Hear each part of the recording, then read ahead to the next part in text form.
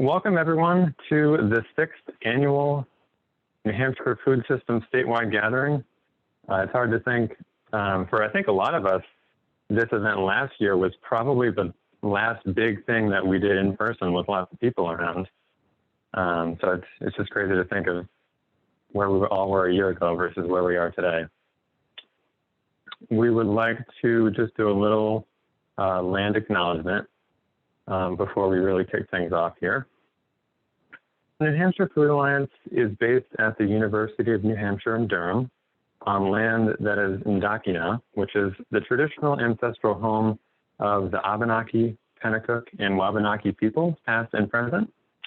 We acknowledge and honor with gratitude the land and waterways and the Alnombak who have stewarded the Ndakina through the generations. For more information about shared Indigenous heritage, please visit indigenousnh.com. So I'd like to introduce myself. My name is Sean Menard. I'm the program director for Seacoast Eat Local, based at Dover. I serve on the network leadership team for the New Hampshire Food Alliance, which is of course the organization that is hosting this event today and tomorrow. The network leadership team is a group of leaders from various organizations throughout New Hampshire that work with Food Alliance staff to provide overall strategic guidance for the Food Alliance. So my colleagues and I will be guiding you through the event today and tomorrow. And as always, the purpose of the statewide gathering is to identify shared challenges and successes, as well as opportunities for collaboration to increase our collective impact throughout the state and region. Again, on today, this is the 1-year anniversary of the declaration of COVID-19 as a global pandemic. So I think that in context, what's happened over the past year, we have an even bigger opportunity than ever to learn from one another today and tomorrow about how to move our food system forward to better sustain the needs of all people in our region. So after today's activities, we'll reconvene again tomorrow morning for some interactive discussions. And now I'll turn it over to my colleague, Jessica Gorin, to go over more of what the Food Alliance is and our agenda for this gathering. Thank you, Sean, and thank you to our planning partners. You can see those, our planning partners on our screen. I'm Jessica Gorin. I am the part-time executive director of the Greater Nashua Food Council, as well as a food systems consultant here in New Hampshire, as well as doing some work regionally and nationally. As our state's food system network, the New Hampshire Food Alliance works to break down silos and collaborate across sectors. At the start of and throughout the pandemic, we have seen the importance and strength of our network. Having established relationships in our local food system improved food access for people experiencing food insecurity, even as the numbers increased. Local food producers, retailers, and businesses were able to work together to get food to people safely and to support each other's businesses, as some experienced a decrease in business while others saw an increase. We will continue to work together to build a food system that works for all in New Hampshire, people, businesses, communities, and the environment. And you can see the network triangle here, how we use connectivity, alignment, and then that results in action. We help to catalyze learning and collective action in 6 areas at New Hampshire Food Alliance: improving food security and local food access, encouraging eaters to choose local, responding and adapting to climate change, increasing farmland conservation and access, supporting local farm, fish, and food businesses, and promoting racial equity in our food system. And these are all things we will touch base on during our statewide gathering. I want to also thank you to the continued support from our funders who make the network and the statewide gathering possible. And I would like to introduce our backbone and network leadership team members. If you can all just give a little wave, you may or may not be seen on the little side panel, but we have Charlene Anderson from New Hampshire Community Loan Fund, Heidi Barker from UNH Extension in the Nutrition and Healthy Living, Linda Burchett from CDI, Jess Garrier from Antioch University of New England, myself from the Greater Nashua Food Council and Gorin Consulting, Alan Reitz from Hanover Food Co-op Stores, Nancy LaRoe from Vital Communities, Gavin McDonald from Genuine Local, Sean Menard from Seacoast Eat Local, Lisa Morin from Belknap County Conservation District, Daniel Priol from NCAT, and Stacy Persilo from New Hampshire Farm to School program. And our backbone team, Erin Hale, our network and research coordinator, Tom Kelly, executive director, Colleen Stewart, communications coordinator, and Jennifer Wilhelm, research and network coordinator. Here is a brief overview of our agenda over the next 2 days. Today we will be sharing stories of things going, we have a keynote speaker. We'll be sharing stories and presentations of things that are going on around the state. We will have an opportunity to meet some of our New Hampshire makers. And tomorrow we will be engaging in roundtable discussions, as you can see in the session here, where you will have an opportunity to share with us as well. And I get the privilege today of introducing you to another person who I'm also very excited to meet today. Laura Brown of Fox Point Oysters. I'm going to keep the intro real quick so we can get to her presentation. But I did get a sneak peek, and here's what I got out of this presentation.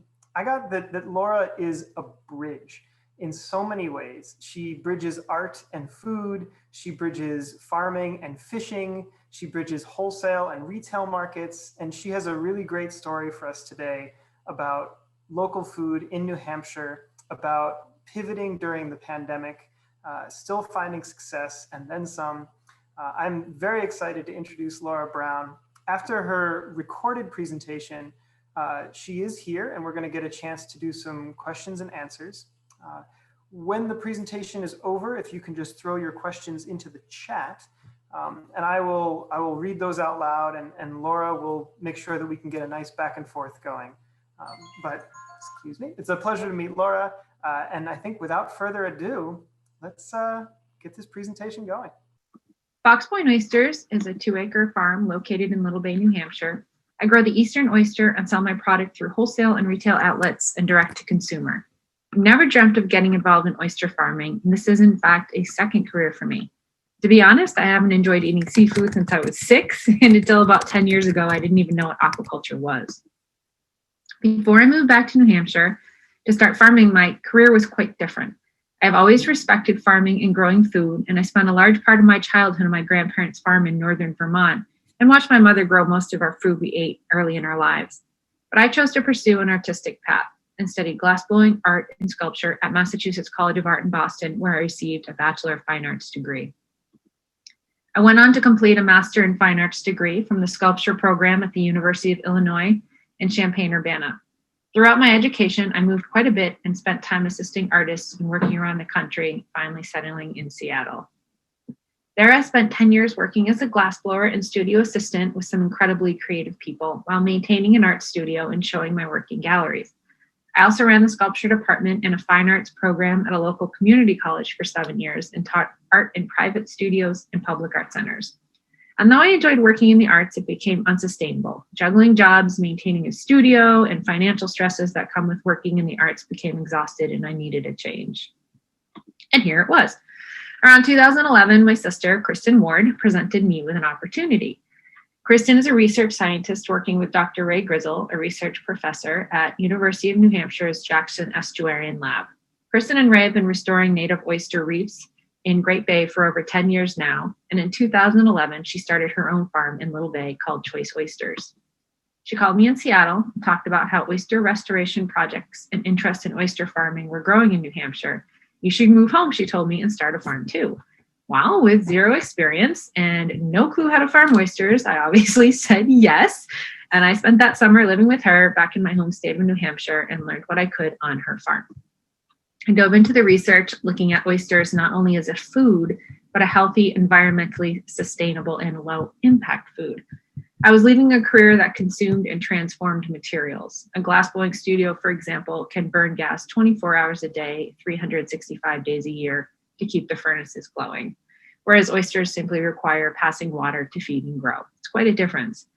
As a food, oysters are a clean protein source and are having a resurgence among foodies. And in conjunction, restoration efforts were also on the rise because of the oyster's ability to filter the water and improve the ecosystem, making them one of the most environmentally friendly foods to farm. Both these factors led to my decision to change careers. In 2012, I started Fox Point Oysters and began raising oysters on Kristen's farm near Fox Point. I moved back to New Hampshire in 2013 and with my then fiance, but now amazing husband, Steve, and we started a new life. Around 2016, I moved my farm location from Kristen's site at Fox Point to my new 2-acre site located off Cedar Point near the Scammell Bridge, just outside Durham. This was a better place for me. I could park near my site and kayak out from shore. I would be less dependent on a boat to get to my site, which was good because the boat seemed to not work more than it did work. And so this is where I get to work almost every day from about April through December. And now I want to talk a little bit about oysters and how they're raised on the farm, which will be helpful and understand the restoration side of things a little later. For those of you who don't know, this Little Bay is located in the Great Bay estuary in southern New Hampshire. The top skinny part of Great Bay under the blue dot on the left-hand image is Little Bay. And as we zoom in on the right, you can see the light brown area. This is a big mudflat and the site of Fox Point Oysters. The 6,000-acre estuary is partially enclosed coastal brackish body of water with 6 major rivers flowing into it and a 10-foot tidal flow from the Atlantic Ocean. This mixture of fresh and salty water creates ideal growing conditions for the oysters. At high tide, you would never even know there's a farm out there. In fact, there are about 20 shellfish farms in Little Bay. And this is a fact that most people don't know, including people that live around the bay. And part of what I love about the farm is its quiet, unobtrusive existence under the water. It's located inside a mooring field on an otherwise unused mudflat, which tends to keep boats from passing over and hitting any gear. At low tide, the tops of the cages can sometimes be seen, like here on the left near the kayaks. I generally work at low tide and flip the cages up, as you can see behind me in this picture. I work on them until the tide comes back in and I can no longer reach the cages. I'm often asked how I get my oysters, and I purchase baby oysters from a hatchery in New England or from a local grower in New Hampshire. Oysters can be purchased from hatcheries in a range of sizes, from a tiny 1 millimeter oyster seed to a larger 1.5-inch oyster. Oysters are less expensive the tinier they are, but when you buy them small, you have to place them in an upweller until they're big enough to be placed in cages on the farm. This upweller, also called a flepsy, is basically a floating dock. The blue barrels on the sides have mesh bottoms where the oysters sit. A motor draws water up through the barrels and past the oysters, where they pump and filter nutrients out of the water naturally. We never feed the oysters. Oysters can double in size in just a few days using this system. And it does, however, require a ton of monitoring, cleaning, and sorting, and not all farmers use this method. When the oyster seed grow large enough to survive transfer, I place them on the farm. I also purchase larger oysters directly from the hatchery so they can skip the upweller altogether and go straight out to the farm. Out there, I place them in mesh bags and then in oyster condos. And as they grow, I transfer them into larger mesh bags, which allow for more water flow and therefore more food. At this stage, my main job is to gently shake the bags and scrub off the algae and sea squirts that make their home in the gear. This cleaning and shaking also allows for more water flow. The bags and cages help protect the oysters from predators when they are small, like crabs and drills. When the oysters reach about 1.5 inches, I remove them from the bags and place them in open mesh trays or directly on the bay floor, where I can continually rake and sort them for harvest based on quality and size. Most of the time on the farm, I'm cleaning gear and tumbling the oysters. Shaking and handling oysters helps strengthen their muscles as they close and hold tight during the process, and knocking the shells off will break off all the new growth and send strength back into forming a meatier oyster with a deeper cup. Many farmers sort and clean oysters on a boat using battery-powered tumblers, sorting machines, and pressure hoses. I recently sold my boat and have developed floating gear to help me sort and clean the oysters by hand. I prefer to get in the water anyway and work whenever I can. It's a cleaner, gentler way to handle the oysters. It takes about 2.5 to 3 years for oysters to reach a mature, approximate 3-inch harvest size here in the cold waters of New England. The flavor created by the incoming tide and the water from the Bellarmine River next to my farm creates a briny meat with a hint of fruit and a clean finish, and the taste is unique to my oysters specifically. because much like a wine, the location where the oysters are grown dictates their specific flavor.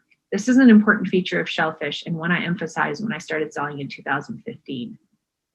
When I finally began selling oysters, I started with one wholesaler and then reached out to some small retail grocers.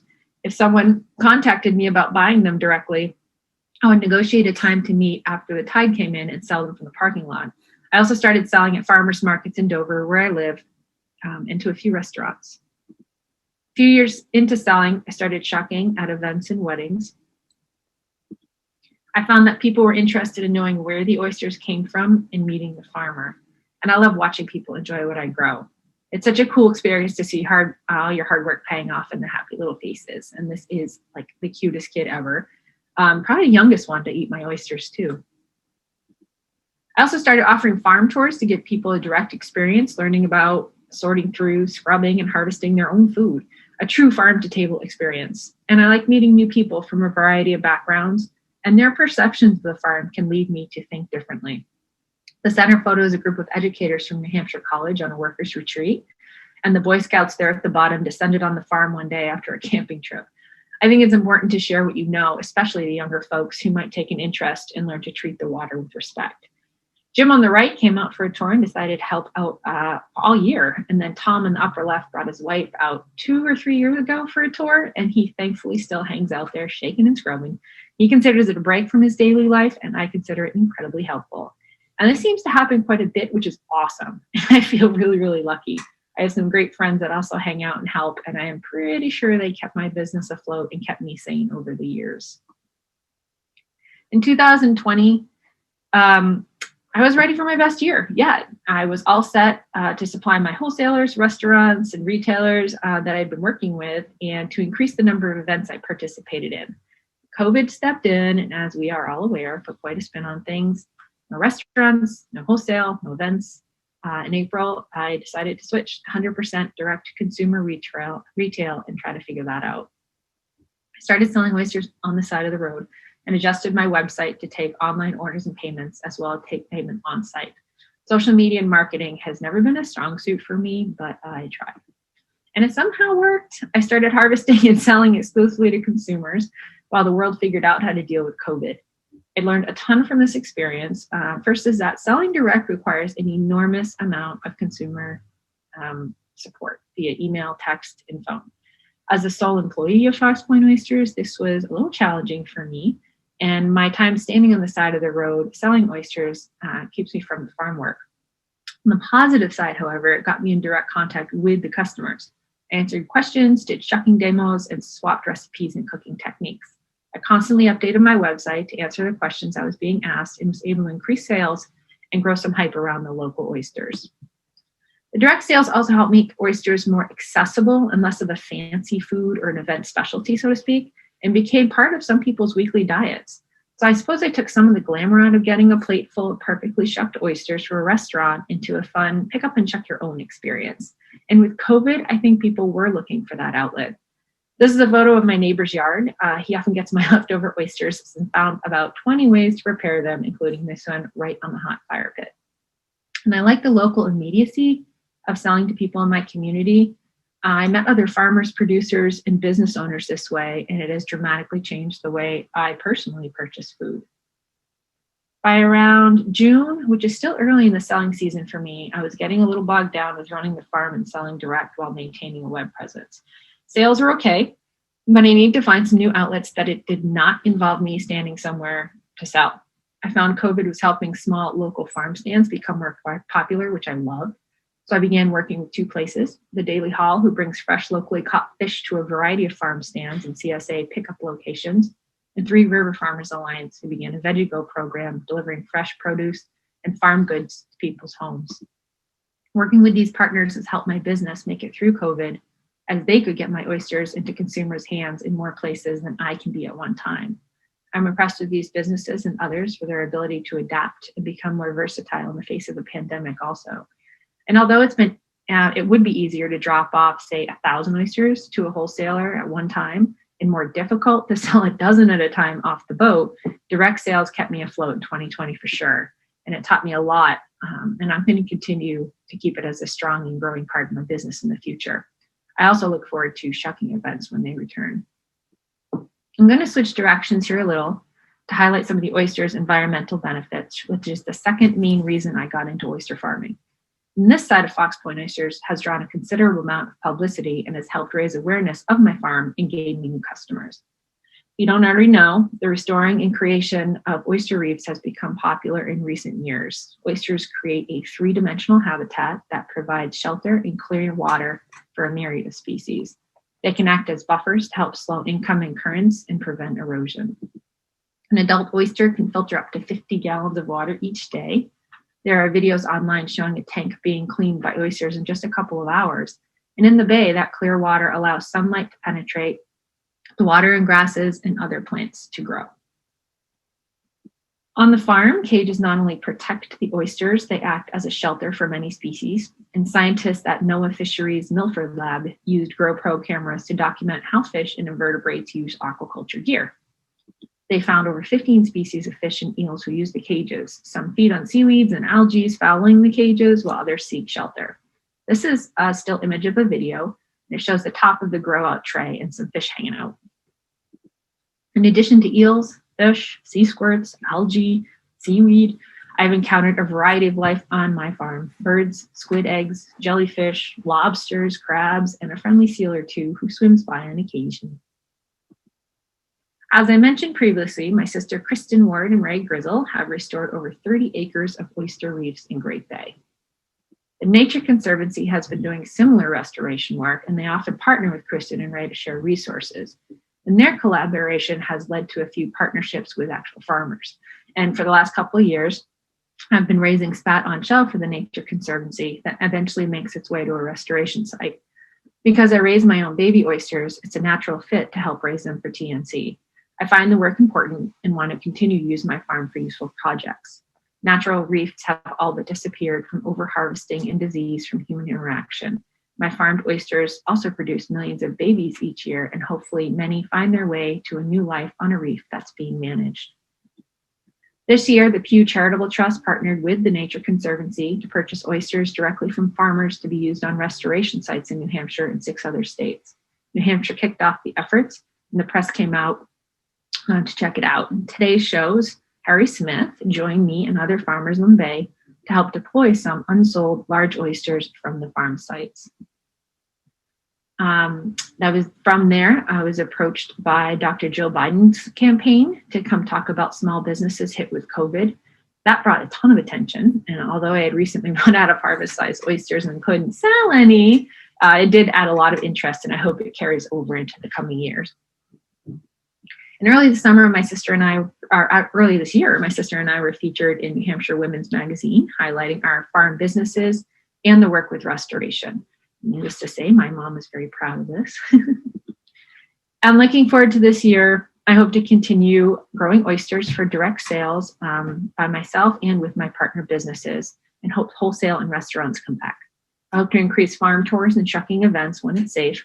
I've learned that meeting my customers is a vital step in growing my business, and teaching them what I do creates trust and understanding of how food is raised and harvested and gets directly from the bay to their bellies. I'm happy to be part of the New Hampshire food system, bringing locally raised, healthy food to my community. And I'm thankful for events like this that bring farmers and producers together to learn from one another and build relationships that help grow our businesses. And with that, I thank you for joining me. I'm happy to take any questions now, or feel free to contact me anytime. And I look forward to meeting and talking with you one day, if not today.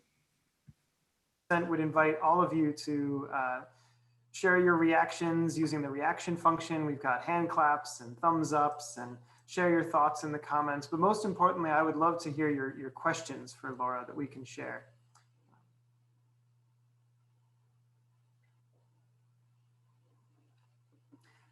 Laura, first, as we're giving people a chance to jump in, Al Reitz from the Hanover Food Co-op is asking how the warming waters of the Gulf are impacting your farm, if at all.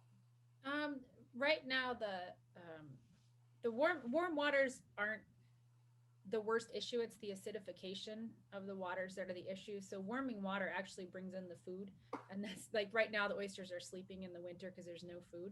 So when the waters get warmer, that's when they tend to feed, that's when they spawn. So like down in the Gulf, down in Florida, for example, an oyster can grow to 3 inches in a year. Up here, it takes 3 because we have that break in the winter where there's no food. So the warm water itself isn't the issue, but it's the acidification of the water that's becoming a major challenge.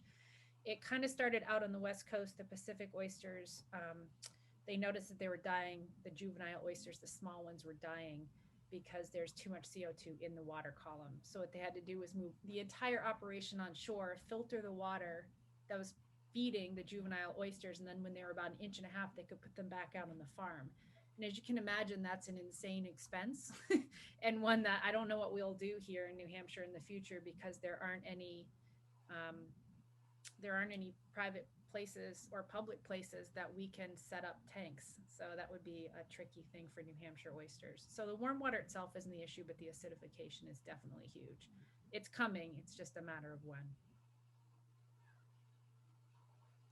We have a quick question from Charlene Anderson, who's wondering how many oyster farms and farmers there are in New Hampshire. If I'm not mistaken, there's, I want to say there's about 20 to 25 of us, but not everybody is harvesting yet because it takes 3 years. There's a lot of new farms that just started in the last couple of years, so they'll be coming up pretty soon. Some folks sell exclusively to wholesalers too, so you might not see their names very much unless it's on a restaurant menu. Some people do more retail end like I do, and some folks sell out of state, so you won't see them all over the place. Thanks. Kate Bashline is asking what the permitting process was like, and if you could speak to the process of starting the farm itself.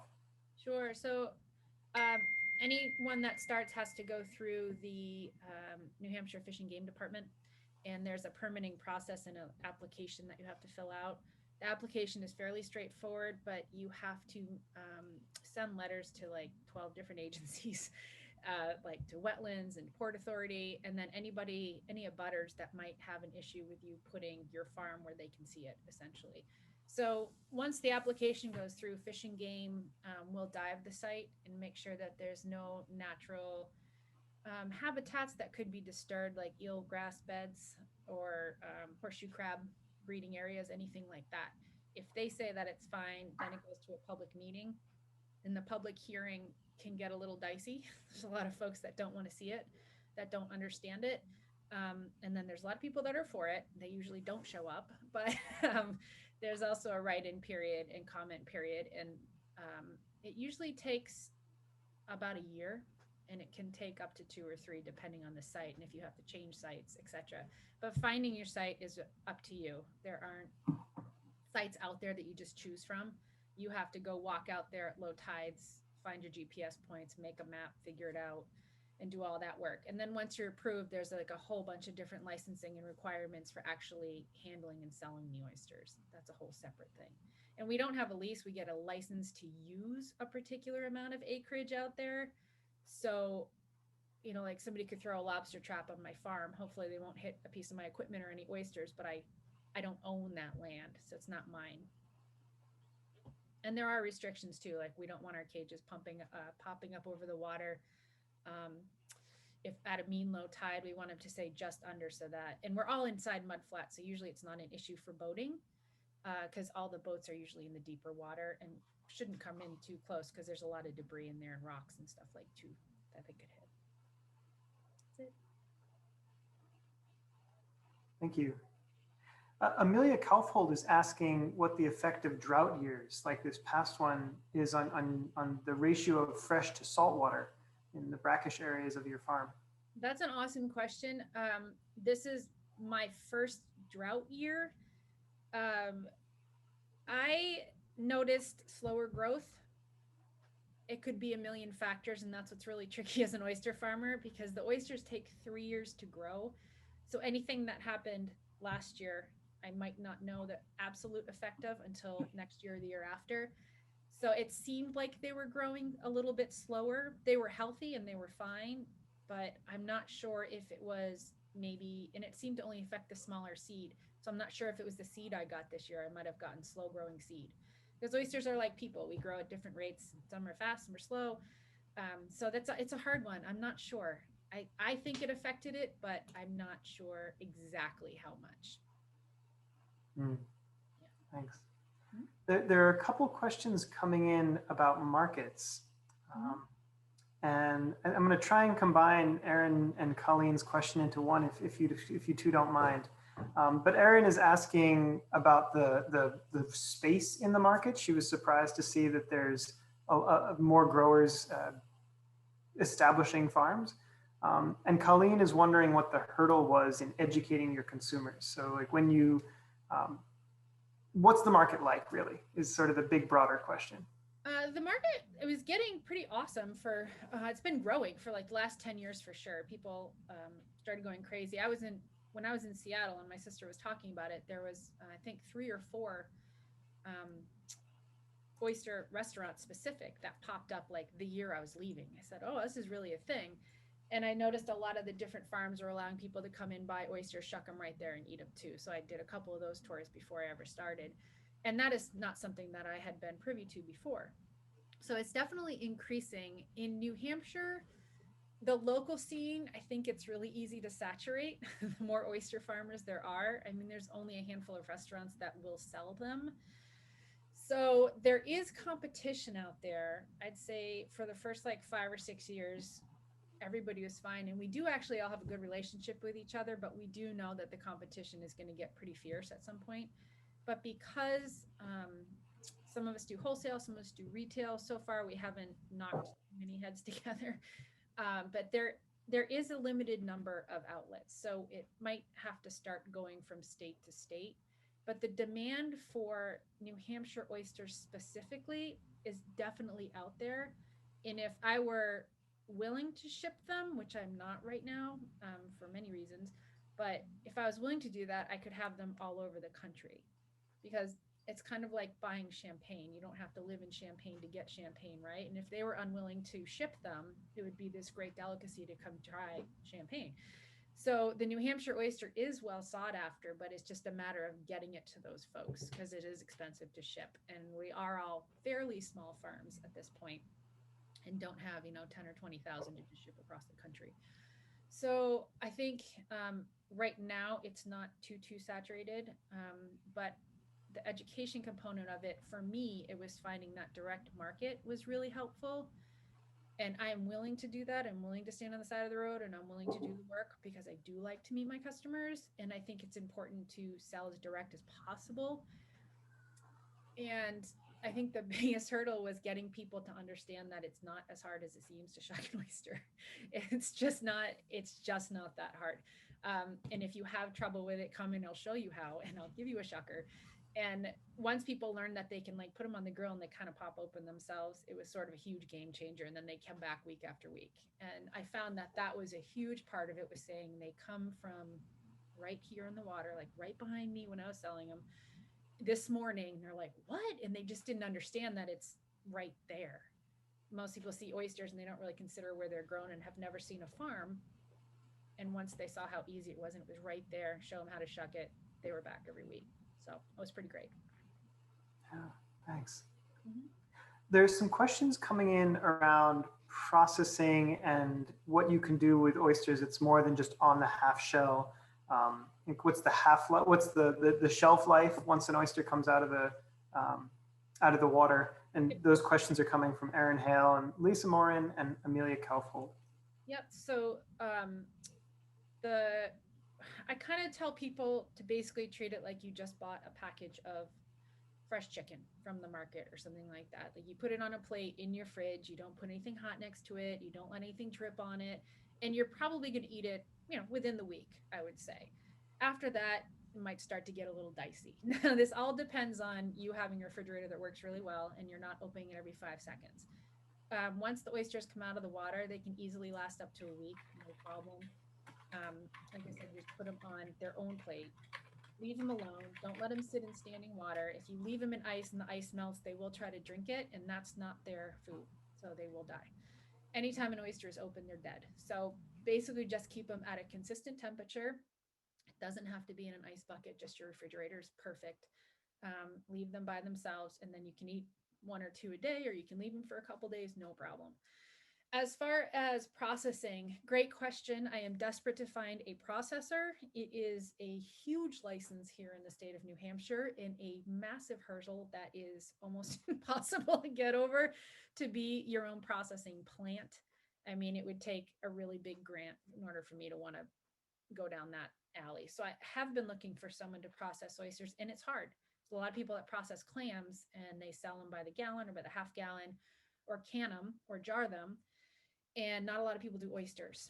So a little bit of a tricky animal there. I have gone out of state looking for some, and I've just been hitting barrier after barrier. So I'm still working on it. It is definitely something I want to pursue because they do make a great addition to soups and stews. And as a protein source, just eating them on a saltine cracker is amazing. Like it's an excellent, excellent lunch, and they're full of good nutrients and vitamins. And I have a friend who is lucky enough to sail to the Bahamas every winter, and she brings canned oysters and fish with her as their main source of protein when they're on the boat because it's so easy to transfer and take with you and you don't have to refrigerate and stuff. So there is a huge market out there. I just haven't been able to nail it yet. Nice, thank you. We only have about a minute left, but we're harvesting the momentum here, and I'm just curious if you have any final thoughts for us about what the next years look like for you and any advice that you would give us from your experiences, just to ring us out. Well, I think the end of Amelia's comments there, is there any way to get out of the seacoast? I think finding partners that align with your values is huge. And when I found the couple that I did, like Three Rivers, I mean, they're inventing new things all the time and new ways to do it. So instead of me trying to reinvent the wheel every 10 minutes, go find someone else that already invented a spoke and go with them and make it work for both of you. You know, it should work for both partners equally. And until I find someone, I can't drive to northern New Hampshire, you know, every Thursday and deliver oysters because I'm just me. So if I'm not allowed to get in, or not at a point to get employees or anything like that, then I do have to find all these other partners that can help me get to the places where I want to be. And don't be afraid to try new things. Like I might be going to the Deerfield Fair this year and I'm terrified because it's going to be mental. And I'm also really excited. So I think you just have to be willing to try new things, see how they work for your business, and then go from there. I'm excited to meet people here though. It's going to be good. So thank you. Well, one final time, thank you, Laura. Yeah. And thanks for getting us a kickoff on this statewide gathering. I am going to turn it now over to Al, who is going to take us into our next step. Very good, thank you. And indeed, and I loved your closing comment there that partners that align with your values, and isn't that what this is all about? Well, in preparation for our statewide gathering, we put out a call for video stories that we could share with you. In the videos that we're about to show, we get a close-up look at the work and teaching happening across our food shed. We meet people who sow their passion in the soil to harvest food security for others. And we learn how sustainable change is baked, gleaned, and cultivated for community impact. From the 25 stories that came in, our Backbone team created 3 video montages. We're going to share the first 2 now and the third tomorrow morning. Each video runs about 10 minutes or so, and it's kind of like a virtual exhibitors hall, if you will. You can sit back or you can stand up and stretch, but all the while you're going to learn a lot. Some clips are simple, some are polished, all are informative. Now, here are the easy instructions for what follows. As you watch each collection, pick out a few elements or stories you find inspiring. Look for details that are new to you and ideas you want to learn more about. After each video, we're going to head to Breakout Rooms so you can share how and why these stories are essential to our network. What is it that inspires you and why was it new for you? When you're in the breakout room, feel free to share your own story, and by all means, make it an open discussion. There's not going to be any moderator involved, just you and some old and new friends having a casual conversation. So quick recap. We'll watch the first video, head to the breakout rooms to share ideas, come back for the second video, and we go back for some mini gatherings and another breakout session. And please, please drop inspiring stories into the chat. That's how we capture the history that is our alliance.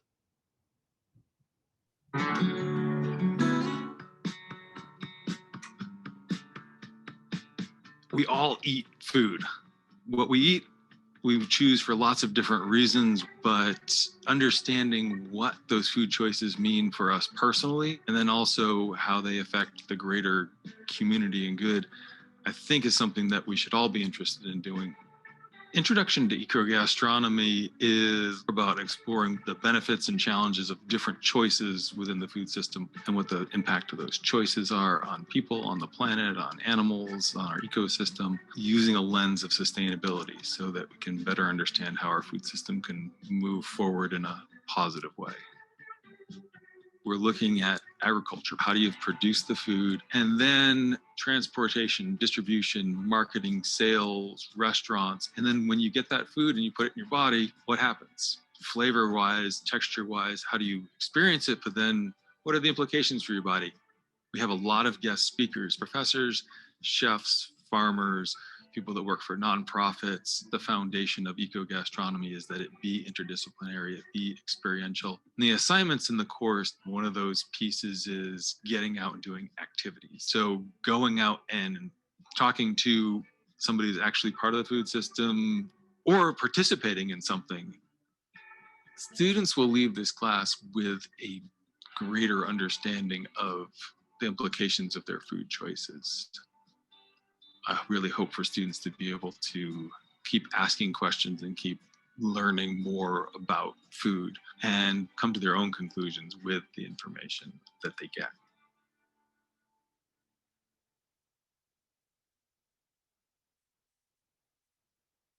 Hello, I'm Nikki Cole, NOFA New Hampshire's Operations Manager. NOFA New Hampshire is the Northeast Organic Farming Association of New Hampshire. We are a statewide organization and one of 7 state NOFA chapters across the Northeast. We promote organic farming, gardening, and land care practices for healthy communities and are celebrating our 50th anniversary this year.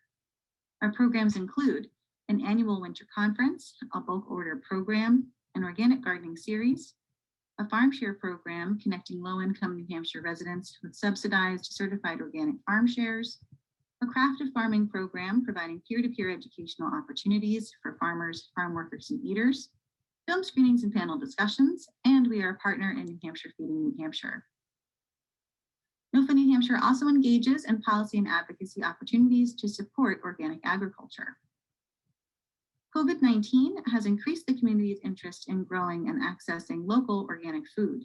In response to the pandemic, we hosted a free organic garden planning webinar and created 5 educational video tutorials on organic gardening in 2020. We are continuing our organic gardening series virtually this year and are offering scholarship tickets to learners in need.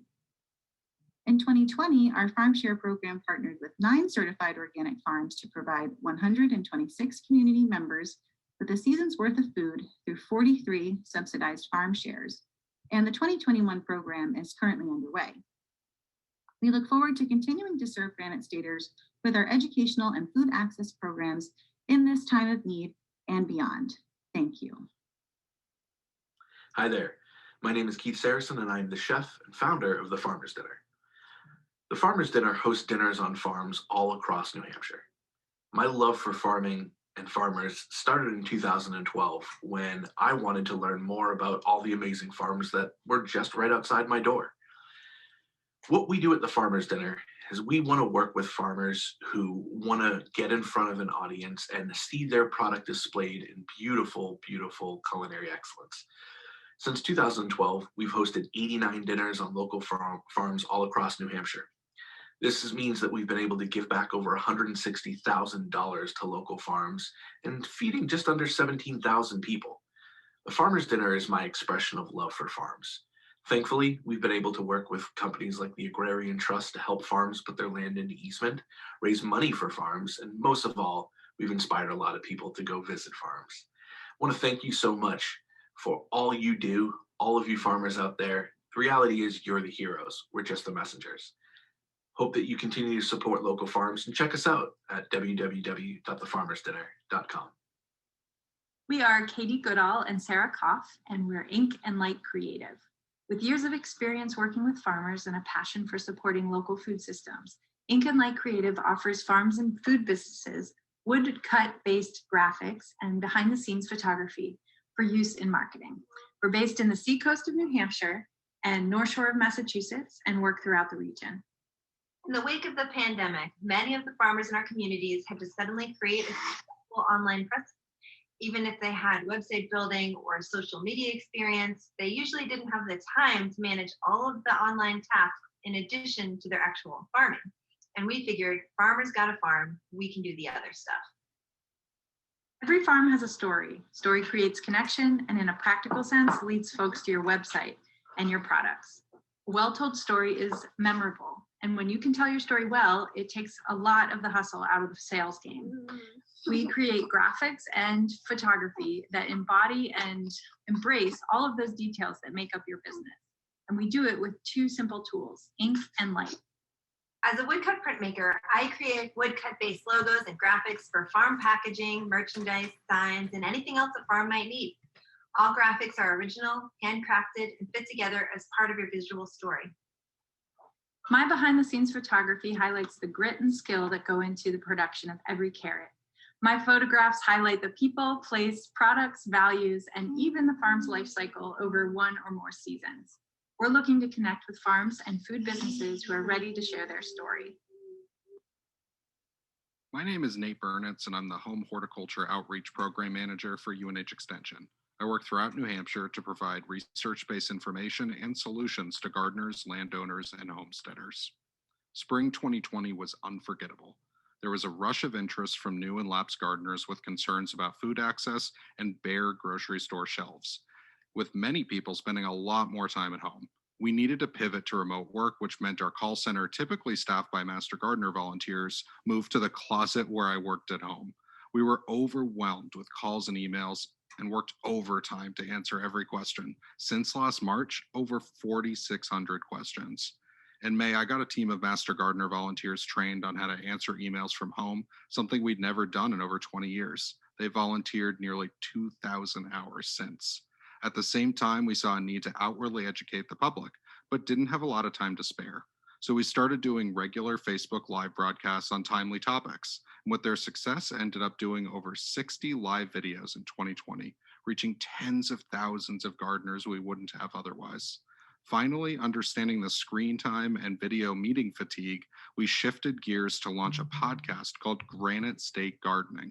Unlike the live videos, these are highly processed, but just 6 episodes in, it's been downloaded well over 1,000 times. All in all, it's been an incredibly challenging year with a lot of success to be proud. Hi, and thank you for your interest in the Belknap Food Shed. My name is Mary McDonald, and together with my husband, Gavin, we established the Belknap Food Shed last year. We're located in Meredith, but are now reaching just about every corner of the state. The Food Shed is mission-driven to connect community and local food. And we started with 5 primary goals: cultivate and process food, provide education and training, foster business development and job creation, establish retail and restaurant facilities, facilitate aggregation and distribution. We anticipated that we would tackle these in that order, and then along came COVID. With many farmers markets and small stores not opening, farms and small food producers found their normal sales channel shrinking. So we jumped into goal number 5, aggregation and distribution, with both feet. With the amazing financial support from both the North Country Resource Conservation and Development Area Council and the Lakes Region Food Network, we were able to create a safe and accessible online market to connect producers with consumers. We launched with curbside pickup in 3 locations and are now serving Meredith, Laconia, Loudon, Guilford, and Tilton. We've also been working with food hubs, schools, restaurants, and wholesale customers throughout the state. We have over 20 producers offering over 250 items. Producers set their own price and customers make their selection. The market's open online from 7 a.m. Saturdays until noon on Wednesdays, and each Friday we pick and pack the orders and set them up for pickup or delivery. For more information, please visit our website at www.belknapfoodshed.com. Send us an email at connect@belknapfoodshed.com or give us a call at 603-279-8600. Thank you. Hi, my name is Andrea Tomlinson. I'm the General Manager of New Hampshire Community Seafood. We are a multi-stakeholder cooperative operating here in New Hampshire and Massachusetts. Statewide, we are as far west as Peterborough, as far north as Colebrook, and as far south as Drake, Massachusetts. We offer a community-supported fishery of fresh and locally caught seafood, both fish and shellfish. The options for the community-supported fishery run from April till December. There's an 8, 16, and 32-week fish share option, a 16 and 32-week shellfish option. And for folks who do not want to commit to a weekly share, there is a flexible fish option as well. We also operate a restaurant-supported fishery, operating on the old adage of the catch of the week, as well as haddock is offered weekly to our restaurateurs and retailers. The restaurateurs and retailers are then able to provide their customers with both the name of the boat, the captain's name, and the time and date of landing for the fish. We support the eating with the ecosystem here in the Gulf of Maine. We offer familiar New England favorites like cod, haddock, and flounder, as well as underutilized species like king whiting, dogfish shark, and white hake.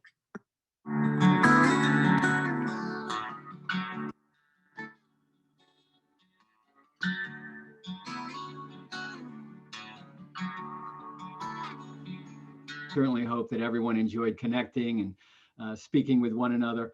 I have to say, a little aside on my own background, my association with the New England Food Alliance, or the New Hampshire Food Alliance rather, has just launched ongoing growth within my network.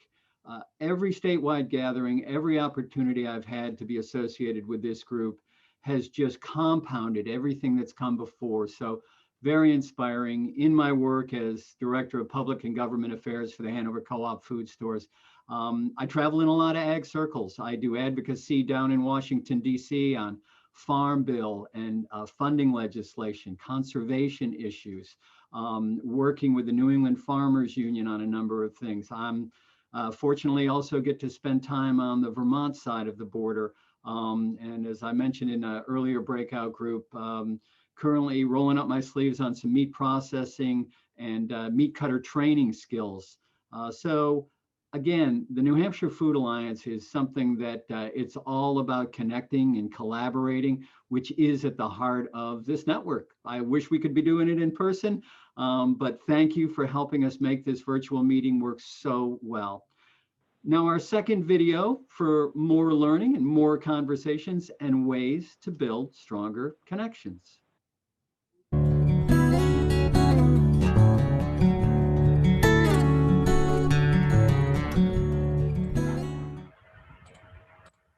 Hello, I'm Catherine Bessey from the Cooperative Development Institute, here today to tell you a little bit about what we do.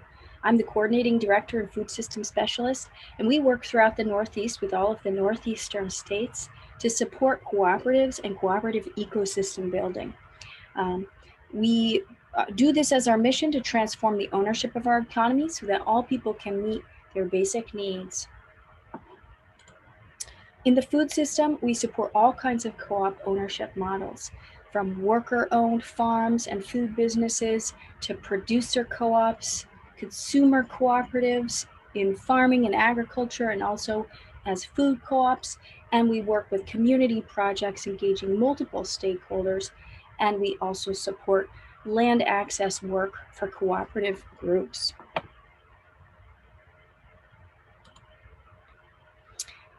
We are here to support you and any group as they steer down the road of starting up as a co-op, exploring cooperative models, or transitioning an existing business into a cooperative model. We are here to support your group development as well as your business development as a guiding support system. So feel free to reach out. Again, Catherine Bessey, you could get me at kbessey@cdi.coop.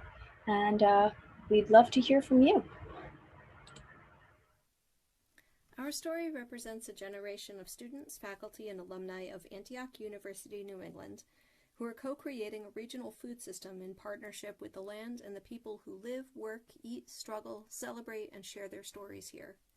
At Antioch, education is rooted in community practice and socially just approaches to growing, distributing, and affording good food. Equipped with tools of inquiry and collaboration, learning is embedded in the community, where students engage with vital challenges facing organizations and stakeholders. Today, the fruits of countless projects, programs, and partnerships are found throughout the Monadnock region and beyond, taking form in hands-on efforts to build resilient and regenerative food systems for everyone. Our story includes our local food co-op, student-supported community gardens, research and evaluation, our regional gleaning project, conservation leadership, a coalition promoting farms and community, innovative food security responses to the COVID pandemic, and emerging local food system infrastructure. Through each chapter, we are weaving connections that support service, innovation, advocacy, and inclusion. Because the world needs you now is Antioch's philosophy, alive especially in the Monadnock region, where practical challenges are deep in dialogue with systems thinking and critical theory. Our story is open-ended and emerging. Hey everyone, this is Roanne Tasoulis from the Monadnock Farm and Community Coalition. And in December 2020, we put together an event that we thought was really impactful and very, very cool, and thought maybe you'd be interested in doing something like it in your regions. It was called Stories from the Field, celebrating our local food system in words. In over 2 hours, 12 different storytellers shared their experiences with how local food affected their lives. There were farmers, there were chefs, there was a legislator, and of course, there were a lot of eaters. So instead of me talking about it, why don't I just show you a little tiny piece of it? This is Marty. Okay, on November 21st, 2020, the Saturday before Thanksgiving, my son Jules was handed a penny. Our friend Matt had plucked it from the pasture. The date on the coin was 1828. Matt had been metal detecting earlier that morning. He had also given Jules this very rusty blade, a handful of pocket change, several old rusty buckles from horse tack. But the interesting thing about this penny, well, among other things, is its size, much bigger than our current penny. Check us out on our website. Meadowstone Farm was founded with a vision to create and strengthen community through agriculture. Our first business model was to make compost from food scraps, but we quickly pivoted as we learned that vegetable production made more sense. Currently, we grow a market variety of vegetables, have pick your own blueberries and flowers, raise pork and beef, collect eggs, and have a goat creamery. We dropped our organic certification in 2008 as we felt corporate agriculture was diluting the process. Our certifying agency has always been and will continue to be our customers in open door policy. A healthy, vibrant soil is the foundation of our growth, and all our decisions are made through that lens. Minimal till, lots of organic matter, and cover crop rotations grow the best produce. The undisturbed forests of the Northeast are our inspiration as they grow millions of tons of biomass yearly by adding nothing but leaves. Rotational grazing, plenty of hay, and organic grain raise robust, healthy animals. Our animals also get a treat of spent brewer's grain and food scraps. Since the beginning, we have always collected food waste from various commercial sources in an effort to reduce landfill inputs and feed costs. Currently, food waste reduction is a renewed focus of Meadowstone in the North Country, and we're collaborating with others to make it easier for folks to compost their food scraps at the farm and hopefully other local sites. We believe that creating and nurturing local food systems are imperative to strengthening local economies, improving health, and developing strong, resilient communities. Thank you from Meadowstone Farm. For 17 years, Willing Hands has recovered surplus produce from farms and grocery stores in the Upper Valley of New Hampshire and Vermont and distributed it for free to social service organizations like food shelves, shelters, and senior housing. For many of these organizations, we are the primary source of fresh, healthy food. Our mission is to reduce food waste, fight hunger, and support healthy eating. When the COVID-19 pandemic struck in early 2020, we rapidly expanded our operation to meet the heightened need for healthy food resources. 1 in 7 New Hampshire residents were at risk of going hungry, and many people were visiting food shelves for the first time. We nearly doubled the amount of food recovered and delivered over the previous year. We added 20 new recipient organizations for a total of 80 delivery sites throughout the Upper Valley. Again and again, we heard that community members were grateful for the fresh, healthy food during such an unstable time. Our work is supported by a network of 38 farms who not only allow us to glean in their fields, but also donate produce directly. We also collaborate with grocery stores, like the Co-op food stores, and wholesalers, like Albert's Organics, to recover perfectly good produce that would otherwise go to waste. In 2020, we recovered nearly 1 million pounds of food and mitigated 620 tons of carbon dioxide emissions. As we continue to grow, we are always looking for new partners. We hope you'll join us in the fight against hunger. I'm Hannah Flanders, co-founder and director of community engagement at the Kearsarge Food Hub, a nonprofit based in Bradford, New Hampshire, with working partnerships in our town, our region, and statewide. We are on a mission to reinvigorate our community within a restorative local food system through cultivating food sovereignty, growing engaged learners, and nurturing community.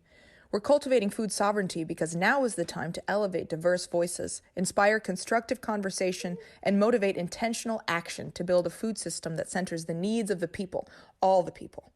We're growing engaged learners because we are learning as we grow, learning as we go, and we invite you to join us. We're empowering young people and engaging folks of all ages through tangible and relevant food and farm-based education. We're nurturing community because we believe in activating the goodness in each of us and stimulating the connections that strengthen the web of our shared existence and mutual need to come together and become greater than the sum of our parts, like a loaf of bread exceeding the expectations of its baker. In 2020, we responded to the pandemic with immediacy while digging below the surface of our assumptions. It was a year of learning and unlearning. In 2021, we are reaching for the root of the problem and sowing seeds of solution. Going into our 6th year, we are asking big questions like who is not currently at the table? What does our community need most from us? And how can we apply an equity lens to all that we do?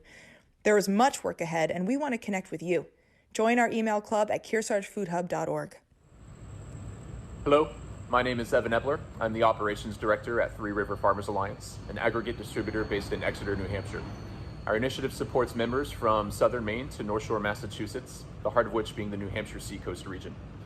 In 2014, 4 farmers on the New Hampshire Seacoast formed the Three River Farmers Alliance with a multifaceted vision to create healthier communities, expand economic opportunities for local regional farmers and producers, and provide for the food insecure. In response to the pandemic in 2020, the Alliance grew from 2 to 25 employees, expanding its programs to include VeggieGo, a contactless year-round local home delivery service. Providing local food to households, businesses, and other institutions, VeggieGo provides additional revenue opportunities for more than 4 dozen farms and producers throughout the region. Such opportunities have been especially crucial given the pandemic, which closed restaurants and other institutions which farms have come to rely on to purchase their crops. Philanthropy has also been key to the business model of Three River. Accepting donations through VeggieGo, the Alliance's donation program collected more than $100,000 in 2020. These donations were used to offer $50 weekly stipends for SNAP-eligible customers, while the remaining amount was used to purchase produce from local farms at cost and given to food pantries. Working to strengthen the distribution network of local food hubs, the Alliance has developed a sustainable system that eliminates potential food waste from excess crops and enhances financial stability to 50-plus farms while providing for the food insecure. Thank you. Hello. My name is Brett Ingold, and I live in Warner, New Hampshire, in the heart of the Kearsarge region. I'm part of a few organizations here, including the nonprofit Main Street Warner Inc., the multi-stakeholder cooperative Warner Public Market, and Warner Connects Food Pantry and Community Resources. I'm here today to tell you about how these organizations are working together on an exciting new project in town. In September, Main Street Warner Inc., with its mission and 20-year history of identifying and addressing community needs in ways that builds connections between education, the arts, food security, and ecological living practices, teamed up with Warner Connects Food Pantry to purchase the Harris Lodge in the center of town. The Harris Lodge is an important historic building on Main Street, across from the elementary school. It was the original Baptist church in the 1800s, and then the Mason's Lodge for many years. Now, with an incredible outpouring of grassroots support, Main Street Warner Inc. was able to purchase the space to ensure it continues to serve and strengthen the community for years to come. We are excited to be in the early stages of restoring the hall and developing a community commercial kitchen. The kitchen will be a multi-use shared space with a focus on addressing food insecurity and improving access year-round to local, nutritious products grown and produced here in our region. Still in the development phase, I can share with you that ideas include a food preservation center, farm-to-table meal series, culturally diverse cooking and nutrition classes, kitchen rental to local food entrepreneurs, community meals, gardening and gleaner donation processing center, and more. Already, the space is serving to expand the storage capacity of Community Connect's food pantry, and we look forward to continuing to sow this project and our local food system into expanding solutions to address hunger and nutrition. So stay tuned. We hope one day you'll join us at Main Street Warner Inc.'s Harris Lodge to participate and to celebrate with us. Thank you very much.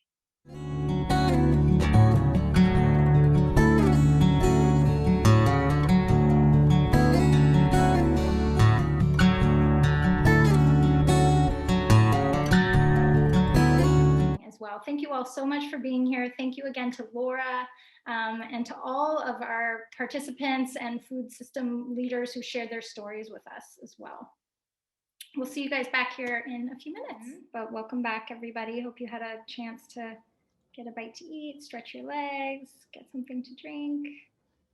And I'm going to turn it over to Gavin Mcdonald of Genuine Local and Belknap Food Shed. Gavin's also a member of our network leadership team to introduce our makers. Afternoon, everybody. Like Aaron said, I'm Gavin Mcdonald, and I'm really happy to be hosting the virtual tasting event in lieu of the fact that we can't all sit around together and enjoy this. And thanks for joining us. So just by way of introduction, I've been involved with food my whole life, but been in the business of food for about the last 14 years. My journey through the food industry actually started, well, it started as a hobby that went wrong. Started off when our kids gave me a little Brinkmann smoker for Father's Day one year, and that ballooned into a competition barbecue team that we did as a family. We traveled around New England doing barbecue contests, and that became a catering business, which spun itself into a barbecue sauce business, and ultimately Genuine Local, which is one of the companies we operate in Meredith. Part of Genuine Local's goals and expansion had been to start the Belknap Food Shed. And the Belknap Food Shed was established to connect community and local food. It was never intended to be a profit center. It was really meant to help connect the local community with local food. And our bigger picture plan was we would cultivate and process food, provide education and training, foster business development and job creation, establish retail and restaurant facilities, and facilitate aggregation and distribution. We thought it would be in that order when we were making our plans. And as has been said, you know, when man makes plans, God laughs. We never anticipated that COVID would hit. But when it did hit, we jumped to the end to facilitate to aggregation and distribution. With so many farmers markets and small stores not opening, farms and producers didn't have the normal sales channels going into their busiest season. So we launched the food shed to begin doing that. We had a couple of key partners that were able to give us some money to get the platform that we use, Local Food Marketplace, which we had started with another platform when we first launched it. And it was a free platform, and you kind of get what you pay for. It was clunky and hard for producers to use and not very robust.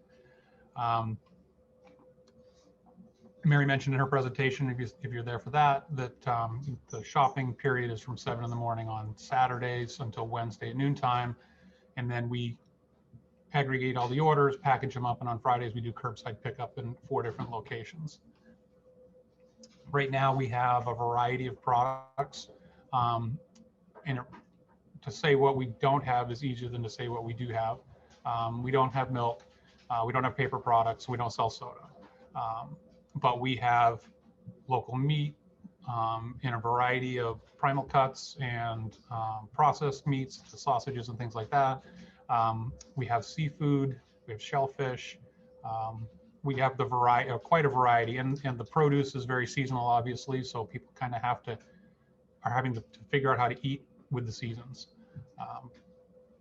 So there's a lot of moving parts in aggregating all this, and we get a lot from different local makers every week. Our base of customers is slowly growing, which is good.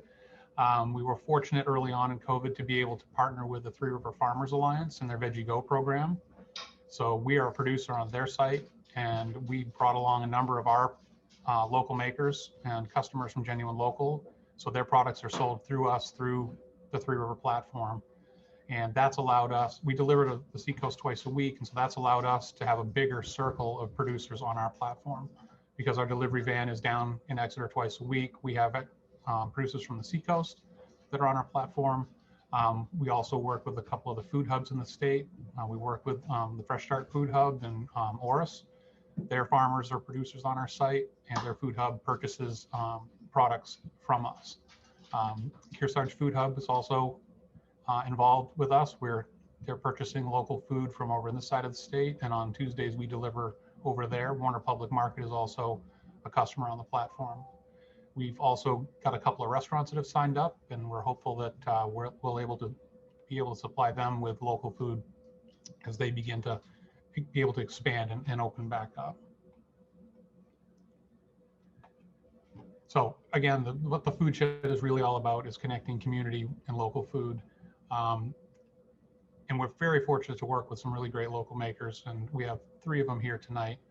But before I introduce them, I'd like to pass it over to Jessica Gorn, who's been doing work on the Food Hub Network, and she's going to talk a little bit about what that looks like. Thank you, Gavin. I appreciate the introduction. I am Jessica Gorn. I am the project manager with New Hampshire Food Alliance and Kearsarge Food Hub to create a New Hampshire Food Hub network. And Gavin did such a great job explaining what that Food Hub network looks like from a hub's perspective, and being able to sell product to other hubs, also purchase product from other hubs to meet your customers' needs. That's been really huge, especially during COVID-19 times, where farms and food hubs were actually running low on food versus trying to find a market for their food. They had lots of market and not enough food. So it really allowed this network to work efficiently, where hubs were purchasing from each other, hubs were sharing, information of other farms that the other hubs could purchase from. So it is quite the network. So this was all done through a specialty crop block grant that we started working on last April. We completed a strengths and weaknesses, opportunities, and threats analysis. We conducted a logistical analysis of product movement. As most of you know, products are always coming in and going out. So that is a moving target, but we have set up biweekly meetings to discuss efficiencies. We have a GIS map created. We have over 320 producers on that map. So any of the food hubs or larger farms who want to supplement their farm stands can go right onto that map and click on the different points on the map and see who the farm is, what they're selling, when they're open, how to get in touch with them, what their product is, and those types of things. So that is where we're at with the logistical analysis. And then we're not able to facilitate a network development retreat, but we did do a virtual happy hour where we delivered food and beverages from Black Trumpet Bistro out to all of our farm and food hub participants, and had a really nice happy hour via Zoom. So that was a nice event. And then the last objective is to develop an implementation plan, taking this forward. So right now we're analyzing the data and looking at how to make an implementation plan or a business plan suggestion to go forward with developing a New Hampshire Food Hub network. And that is a little bit about that. I will put my contact information in the chat. If you're interested in finding out how to participate in the New Hampshire Food Hub Network, I'd love to talk to you and get you connected with the different hubs and farms that are looking for more product and ways to sell more local food. Thanks. Thanks, Jessica. We have the three local makers that provided the wonderful food boxes that I know a lot of you ordered, and I would encourage you to put in the chat what you got and what you did with them. We actually got a Mexican meal kit from Winnie Woods Farm. and had some awesome chicken enchiladas. So I'll be curious to see what everybody got and what they did. So first, I'll introduce the three local makers, and then they can tell a little bit about themselves. And then if people want to ask questions, they can put them in the chat, and we'll see if we can get some answers. So first up is Aaron Lichtenberg, who together with his wife Liz owns Winnipesaukee Woods Farm and Busy Lizzie's Blooms. They're certified organic vegetable and cut flower farm in the Lakes region. We have Karen Bassett, who owns Wayfarer Coffee Roasters. They operate 2 retail locations in Laconia, and their vision is to bring quality, ethically sourced specialty coffee to the growing Lakes region community. And then we have Steve Zick, who's the owner of Wood Stove Kitchen, which makes high quality, all natural cocktail and mocktail mixers, hot toddy and sangria and mulled wine mixers. They contain no artificial colors, flavors, or preservatives. Steve's products are currently available in more than 1,000 locations in 43 states and Canada. So I will pitch it to Aaron to start us off. All right, everyone. Thank you very much, obviously, for everyone to endure Zoom once again. I'm sure everybody's quite sick of it, and I wish we could be sharing all the same room together. Thank you to the New Hampshire Food Alliance, obviously, for hosting it in such challenging circumstances, and of course to Gavin and Mary for inviting us to be here. It's awesome to be able to join the other couple makers tonight too, just to be in the same quote room with them as well. I will say that I've definitely purchased more than 1 or 2 breakfast sandwiches from Wayfarer Coffee Roasters. So if anybody's in the Laconia or Lakeport area, I sincerely suggest you stop in and check out all the good stuff they're doing. And I've definitely hit my head on maybe 1 or 2 hot toddies from Steve's winter survival kit too. So you should definitely check out his stuff as well. It's quite tasty. So instead of just jumping right into me being just another talking head on your screen, as we have all gotten probably too accustomed to, I decided to cheat a little bit. Gavin mentioned my wife, Liz Lichtenberg. She's not only the glue that holds the farm together, but she's also an educator by trade, and she happens to be a technology integrator, and she helped me put together a short little video that I think will be probably more interesting than letting me just drone on. Anybody that knows me knows that I'm a little bit probably too verbose. So I guess without further ado, I suppose if whomever, maybe Colleen or Jennifer is in charge of queuing things up, maybe we'll just get the video going and then we can circle back around and I'll wrap it up real quick and pass it onwards.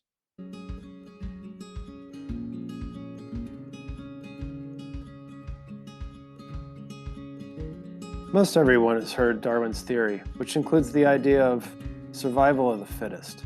And most anyone that's heard it has also most certainly heard it applied as an idea in support of competition. I've come to disagree with that, and my understanding of the theory actually is an argument for collaboration and specializing, not of competing against one another.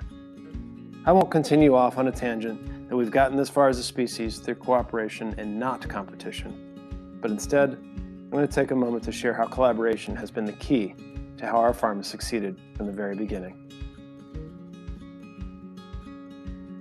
We've been farming for almost a decade here in the Lakes region, where we live in Alton Bay and lease land for our main market garden, a short but still too long 15-minute drive to Guilford. Over the past decade, our farming has changed every year to something that looks a bit different than the year before, and that much hasn't changed. At our largest scale, we were growing on about 2 acres, and now we're only growing on about 1/4 acre, focusing our production on specialty cut flowers and targeted production for our prepared goods and wholesale markets. Back in 2012, we began our small farm business by turning over 30-year-old sod, and by the end of 2019, had built our business and the soil into providing for a 100-member CSA. We also attended farmers markets and managed a few wholesale accounts along the way. Now, as anyone that has had a garden would guess, that first year planting into freshly turned 30-year-old sod didn't go so smoothly. As new farmers, attempting to feed 100 families a week for a 16-plus week season, as well as attending farmers markets and trying to keep a few wholesale accounts satisfied, was challenging, to say the least. From our first year to this very day, We collaborate with over 10 other local farms in any given year to be able to do what we do. Initially, our collaboration stemmed from running short on something, or to simply prevent a mutiny in our CSA program for not including sweet corn in the summer shares. Just doesn't make sense to grow sweet corn on a small farm. Not only do we see working with fellow growers as an asset, but as a necessity in building a resilient and truly sustainable local food system. I want to flash back to a New Hampshire Food Alliance gathering back in 2016, held at the Mountain View Grand Hotel and Resort, which I must say is a far better venue than Zoom. That is when I recollect meeting Gavin and Mary Mcdonald, and when I first learned about their crazy business of running a shared-use kitchen and co-packing facility.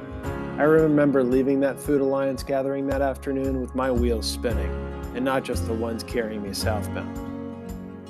Now that brings me in light speed fashion to our prepared goods that we're sharing with all of you here at the statewide gathering for the New Hampshire Food Alliance.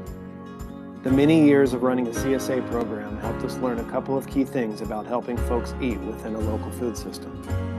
Interesting to us was that it wasn't always about the cost that made the difference in whether someone chose to buy local or not. And it often came down to some level of convenience factors that fit into folks' busy lifestyles. Often, it was much more about offering high-quality products paired with a little help on how to eat along with the seasonal harvest coming off the farm. Since then, we've had assistance in developing over 15 different products, some of them featured here today.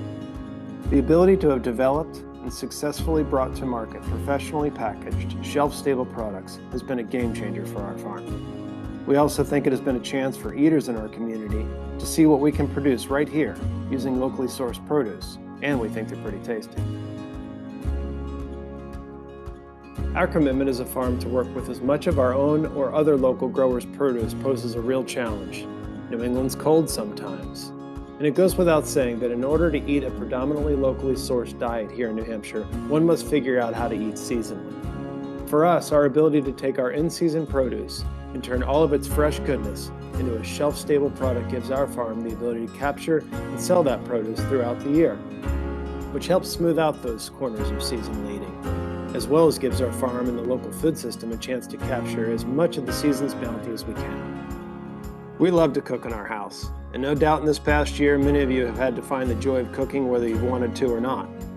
Food is our passion and has been for a long time. I came from the restaurant background, and those old production habits I was never able to shake. When we make anything here in our kitchen, the results are typically mountains of food to share, or likely to stuff in the freezer for later. I'll share just one of those many projects to show how we've used a couple of our products we're showing you tonight. In this classic Mexican dish, we will show you how to pair our enchilada sauce or our salsa verde to make chili rellenos, one of our favorites. This version happens to be vegetarian, but I gotta say, a nice chorizo, pulled pork, or any other such inspiration can be deployed here. As is true of so much of Mexican-style cooking, it's all about the sauce, well, mostly. Chili rellenos are a staple in many Mexican menus, and they can be made with many kinds of peppers. This time we used fresh poblano chilies from our farm, roasted them over an open flame to blister the skin so they've got a nice char and the skins have all blistered evenly. Then we peel them and discard the skin of the pepper. Next, we make a slice lengthwise down the pepper, keeping the blossom end attached and slicing out and removing all the seeds. Now here's where your creativity can be boundless. For this version, we chose to use frozen sweet corn, saved from the summer harvest, chopped red onion, cheddar cheese, cilantro, and likely some spices. I truly can't remember. After stuffing all the peppers with our filling, we put them out on a sheet tray to freeze them individually, which makes future preparation a heck of a lot easier. Now typically, you already would have been cooking your sauce, and this is where we offer you a little cheat. Forgive yourself, it's local. We've used our Busy Lizzie's enchilada sauce here, but the salsa verde is just as good.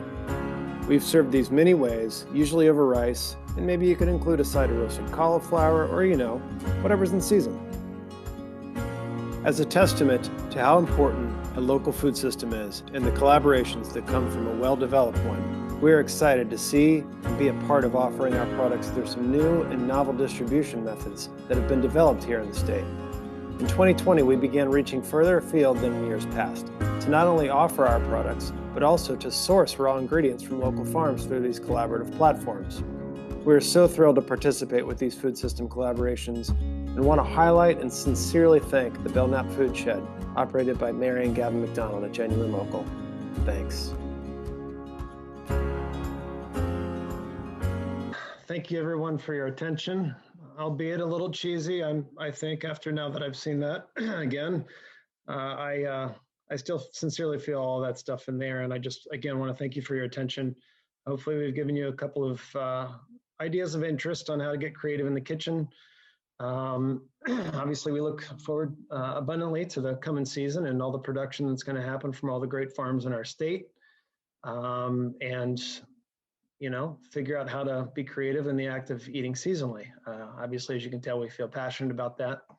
The last thing, exciting thing I want to mention about our prepared goods, besides owing, as I said, all of our success, or a lot of it, to Gavin and Mary at Genuine Local, is that we've been able to take some of these production ideas and offer both seasonal and season-long products to our wholesale accounts, which that's super exciting for me. As I said, I come from the restaurant background, and it's pretty fun to work with people like Karen Bassett at Wayfarer Coffee Roasters, and she might share some of that with you tonight, as well as all the good stuff that they do over there at Wayfarer Coffee Roasters. So yeah, I'm not going to drone on anymore. Thank you very much again. Appreciate it. Thanks, Aaron. All right, Karen, you're up. I don't have a video, so. You never expected that, did you? I know, I did not expect that. I mean, I expected it from Liz, but you know, that was awesome. I love that. Thank you so much. Thank you for having me here. I'm Karen Bassett. I own Wayfarer Coffee Roasters in Laconia, New Hampshire, obviously. My family, my husband and I also own Burrito Meat in Laconia, as well as local eatery in Laconia as well. And we love Laconia. We love the community that's there. We love the farm partners we have there, one of them being Aaron and Liz at Winnie Woods. And our whole goal, our whole mission is to bring specialty coffee and community to the Lakes region. So we just want to be, we feel like we're constantly challenging ourselves to be more integrated into the local food network and kind of change that script from what do we want to make to what is available, and kind of flipping that around and challenging our chefs at each of our places, challenging our managers, challenging ourselves too. And that's been really awesome. So yeah, with our, you know, we opened a second cafe. Our first cafe has been open 5 years. Our second cafe we opened in July of 2020, right mid-COVID. So I don't know if we're stubborn or crazy or both, but we went for it. And it's been great. It's been neat to kind of expand our food menu from the breakfast sandwiches that Aaron was talking about, that, you know, we have local eggs and Aaron spinach and a bunch of other greens and pickled jalapenos, and having those all year round has been amazing. So we just want to continue to invite our customers to be connected to our local food, and that's what we're passionate about. So we try to bring our staff to our you know, to our farm partners to kind of learn where the products are coming from, and that's been really fun for us. One of our chefs at local eatery is also a farmer, and it's been really neat to see how many ways we can connect what he's producing on his farm into our menu there. So we're working really hard to be integrated to the local food system. It's really important to us. We know we have a long way to go, but that is our priority. And every year we're just trying to do a little bit more. And I feel like that's all that we can do, right? Like we can just keep challenging the patterns of systems and everything that we've been, you know, we've kind of grown to in the past and we are just gonna keep taking one step forward. So one thing we did during COVID was we started a family membership where people invested into our companies, into our family of businesses. And in that way, we were able to kind of have like an influx of cash to keep our staff, keep our doors open, keep our bills paid, keep our staff paid, continue to purchase local products, which we know that continues to support our local farmers. And we had 120 people who signed up for this membership, and we sold out, which is amazing. And our whole goal with that is to connect those 120 families to where their food comes from. So that is something that is really important to us. And we're excited to, when we're allowed to gather again a little bit more in person, we're excited to be able to, have farm to table meals at the different farms. So that's kind of one of the dreams of mine, for that group of people that already believes in what we're doing and believes in our mission and our vision for this area. So I'm really excited about that. As far as our products go, one thing that we do at Wayfair is we celebrate, and we have been working really hard to celebrate the local makers and farmers that are in our area, and other New Hampshire businesses. So one thing, if you purchase the barrel-aged coffee barrel-aged box, you came with 2 products. So one of them is our best-selling Old Man of the Mountain Bourbon Barrel-Aged Coffee. So this is our partnership with Tamworth Distilling, and we went up there and we had a tasting with them, and with their distillers, we came up with a coffee that we thought would match really well through aging this coffee and the flavor profile into one of their bourbon barrels. And their Old Man of the Mountain, obviously a tribute to New Hampshire, and we love anything about that. So we took our Papua New Guinea coffee, which has kind of notes of dried fruit and roasted nuts, which paired really well with like the vanilla oaky flavor in the bourbon barrel. So we aged that for about 2 weeks. Doesn't actually take that long for the coffee to absorb the flavors of the barrel, especially when the barrel comes with, basically they took the whiskey out that day. So very, very fresh. We were wondering where the really long straws were, but so we aged it for 2 weeks, and then we roasted it in-house. And this is the coffee that you can buy at Tamworth Distilling and at Wayfair and on our online store. And so it is wild. When you open this bag, it kind of is a punch in the face, which is shocking. I mean, we've had like our, law enforcement come into our shop and they're like, you probably shouldn't be drinking this while you are in your car. So we've had a lot of fun with that. We also took this coffee and we put it in, or we had it brewed as cold brew, and we had a cold brew. We don't have that today, but that was kind of fun as well, just being able to do that. The other part of that kit was our most popular flavor that we use in our coffee and our lattes is our bourbon barrel-aged coffee, or bourbon barrel-aged maple syrup. So this we actually purchased from Just Maple in Tilton, and they get it from Max Maple in Plainfield. And this is New Hampshire maple syrup aged in bourbon barrels for 3 months. And the flavor in this is incredible. We put it in, all of our other flavors in our cafe, we put basically like 2 tablespoons in each latte. This is 1 tablespoon in each latte. So you need a lot less. It's a lot more concentrated flavor. It's not just like the sugary, sickly sweet that a maple syrup could be. It's just rich, and it has, again, that same like vanilla oaky flavors that the bourbon barrel has. So we thought it'd be fun to kind of pair it together. I mean, no one's going to judge you if you take a spoon and just basically take it's fine. Don't worry about it. It's cool. So that's something, again, obviously we don't make that, but we want to celebrate everything that's made here in New Hampshire, and we love things that have a story. We love things that have, we can tell about where it comes from.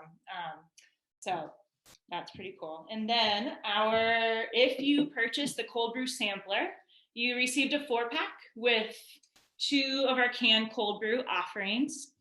The first one is our regular cold brew coffee. So this is just regular cold brew. It's the same coffee we actually aged in that bourbon barrel for the Old Man of the Mountain bourbon barrel aged coffee. So it's Papua New Guinea. It comes from a co-op in Papua New Guinea. Co-ops in specialty coffee can often feel like, let's see how I can describe it, a way to not pay the small farmers enough.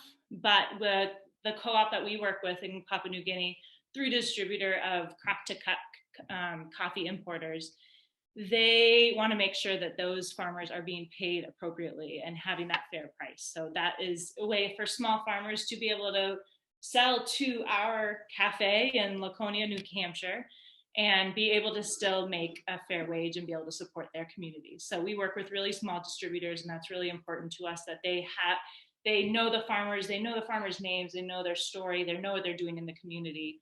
And that's what we are continually promoting. So this is our cold brew coffee. It's just a flat coffee. Cold brew is never exposed to heat. So it makes it, kind of brings out the sweetness in the coffee, makes it mellow, it makes it easy, super drinkable, crowd pleaser, balanced flavor. We love it, easy to go to. Now our Nitro cold brew coffee, which you see here, is the same coffee that's in here, but it's infused with nitrogen. So nitrogen, if you infuse coffee with it, if you shake this, so when you're tasting it, shake it a little bit and then pour it into your cup. I'd recommend pouring it in before you add ice, like try to chill it first, because then you're gonna get a pour kind of like a Guinness, and that's really fun because it has that cascading head and it makes it this like smooth balance. I personally think the nitrogen brings out a little more sweetness, and it just almost tastes creamy without adding cream, which is really neat. And if you want to go over the top, add that barrel-aged syrup, and you've got basically dessert, I think. So those are our things in the coffee sampler packs. But yeah, we're so excited to be here. We're thankful to be here. We're not done yet. We pretty much can't stop.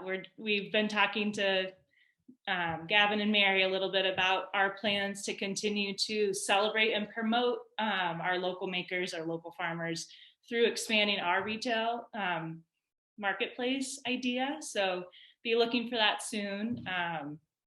And yeah, that's all from me. Thanks, Karen.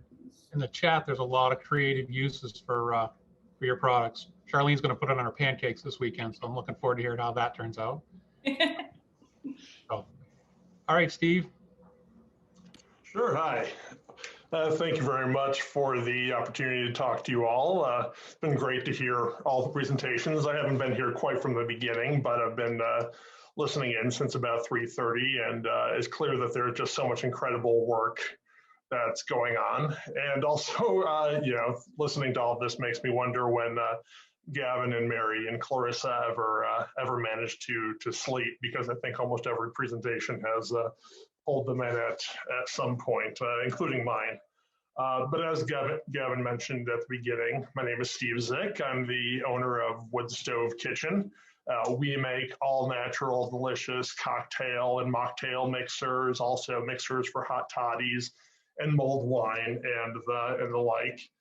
And really, we got started in 2017. For about 12 years before then, I had been working with different United Nations agencies and other international humanitarian agencies, mostly in the Middle East and in about 40 odd countries. And after living in Afghanistan and Tajikistan and Yemen and Lebanon and so on, decided wanted to start to put down some roots, picked up, moved to New Hampshire, and of course decided that if I'm going to choose a place to live, I want to become part of the community and start a small business.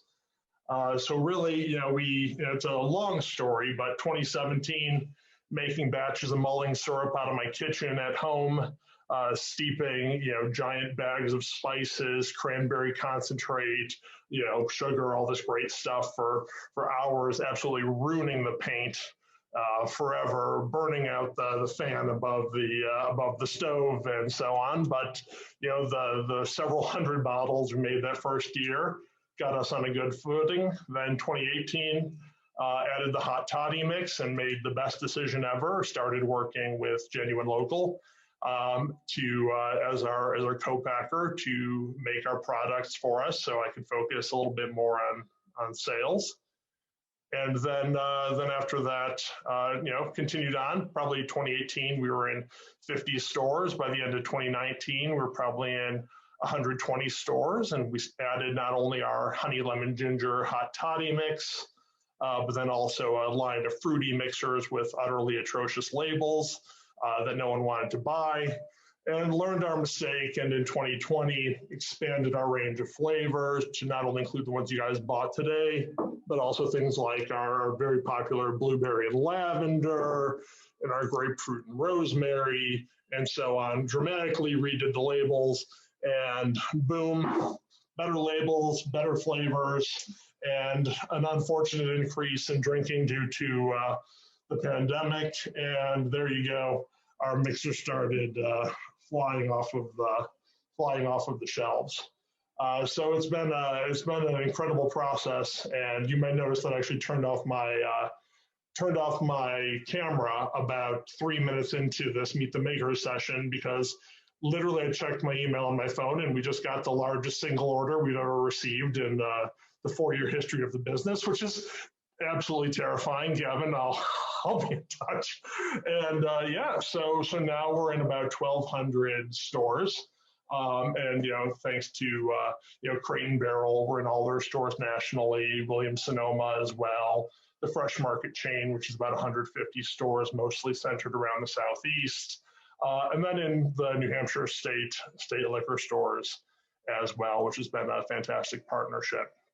And that really, I'm new to New Hampshire. Unlike a lot of the other speakers today, I've been here about 5 years, moved here from London, but originally from Chicago. And so it's been a gradual process of really building those connections in New Hampshire, working not only with Genuine Local, but working with just a lot of service providers, label printers, design firms, box companies, everyone really, having a lot of suppliers trying to keep it in New Hampshire to the greatest extent possible, and increasingly looking to work more with local firms to provide us with things like the lavender that we use in our blueberry and lavender, and some of the other herbs and flowers that go into our products. So we've really been building these relationships with institutions in New Hampshire, with Belknap Food Shed, with Three Rivers Alliance, with one of our bigger early accounts, and continued best accounts over at the Co-op food stores in Hanover and Lebanon, in particular, those locations. And so it's been a fantastic process. And I'll just talk a little bit about some of the products that you may have received if you placed an order. The first is probably my favorite out of the bunch, which is going to be the sangria mixer, which is made with tangerine, peach, and a little bit of strawberry.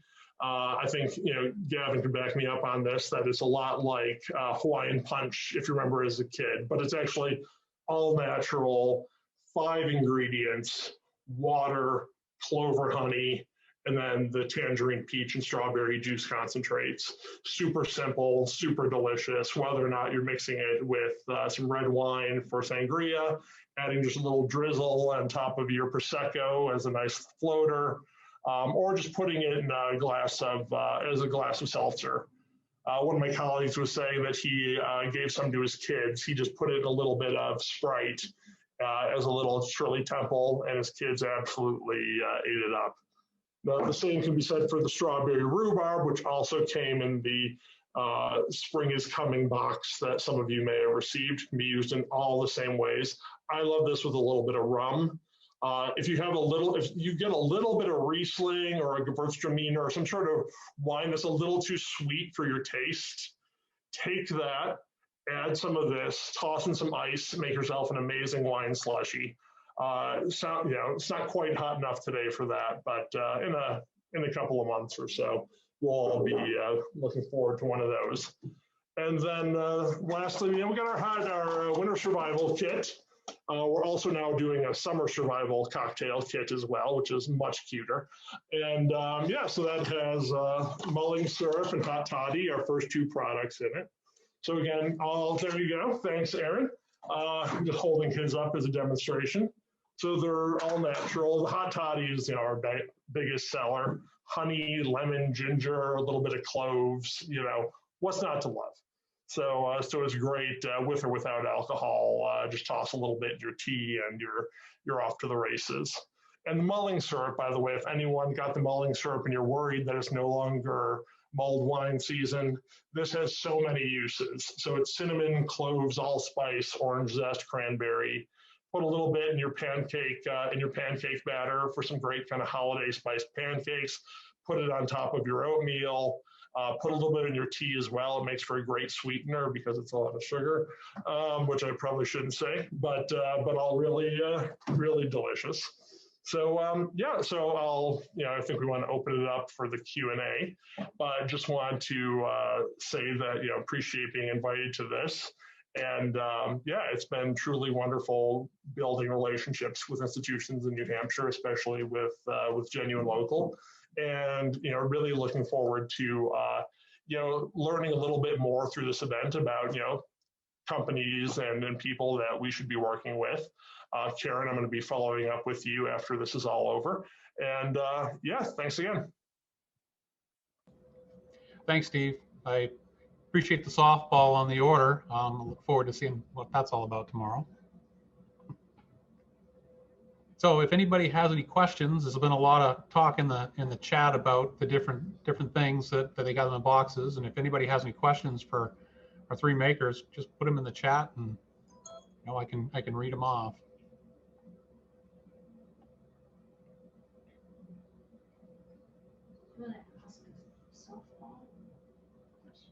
Sure.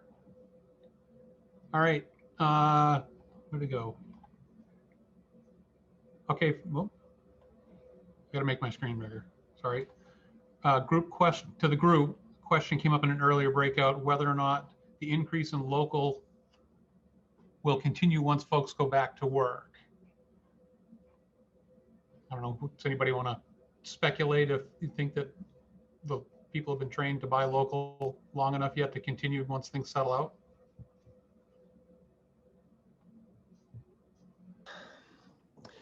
Well, I guess being the local farmer on the panel, I'll take a stab at it. I think my short answer would be yes and no. I know that seems like a punt, but in my experience running a CSA farm prior, there was, there's typically attrition every year. And as I alluded to a little bit in my video, it's not always cost. It's, lots of factors are going into why people are going to stick with purchasing local. And I think it's going to take a lot more capacity on the production side in order to have a really deep bench of producers. So protecting our farmlands and getting more producers involved, I think, is very important on the production side, because even if everybody in New Hampshire wanted to buy local tomorrow, we would just immediately outstrip our production like now. So whether or not it sticks after the pandemic, anybody could say, but as long as I think we can focus on producing enough and deepening that bench to be able to keep offering people more and more local production of all sorts, I think that'll be the key to keeping people on board. Yeah, Aaron, I agree, and we've seen it as we've gone into the winter that usually storage vegetables that are relatively plentiful, even in getting into this time of year, were long gone well into the fall and didn't make it into winter storage just because of the demand. So it's kind of a roll of the dice for farmers. Do they plant more for next year, hoping it's going to move, or are they going to be stuck sitting on excess product? Question for Steve from Jennifer. She's interested about if you're purchasing from local farms. Yeah, so right now we're not that much, to be honest. Something we want to keep our pricing as low as possible so that we can grow. And I think the areas where we could get local products is going to be things like lavender and rosemary and more of the herbs that go into the cocktail mixers themselves. You know, in an ideal world, we could get everything local, but we don't grow lemons or grapefruits in New Hampshire just yet. Give climate change another 30 years, and we might be there, unfortunately. But I know, that's a bad joke, but a serious topic. But yeah, so really some of the herbs, spices, flowers that we use. And again, for us, you know, this is just the beginning. We're using cocktail mixes as kind of the first step in wanting to grow something much larger that touches a wide variety of consumer packaged goods and kind of shelf-stable foods. So, so there will be more opportunities as we develop those products to increase use of things like maple syrup from New Hampshire and more agricultural products.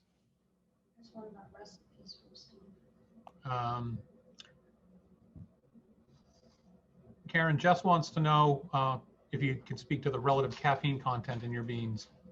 Is that something you can quantify or do quantify?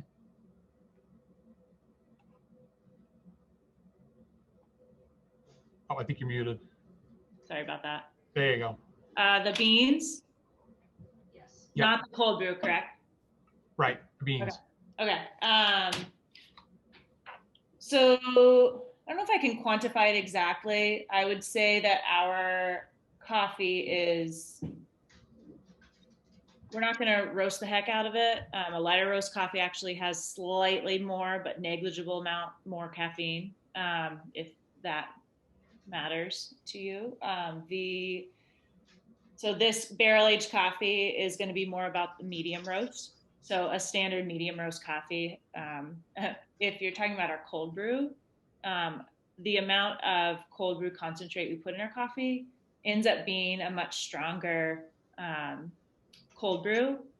And even from our customers, they're like, yeah, that definitely wakes me up. So that is a little bit stronger, just because the amount of cold brew that we put in there and our kind of ratio, our recipe, if you will, of coffee to water. So if you want something stronger, stick with the cold brew, the canned cold brew. And if you want something more just mellow, medium roast type coffee, I would go with our whole bean, that particular whole bean.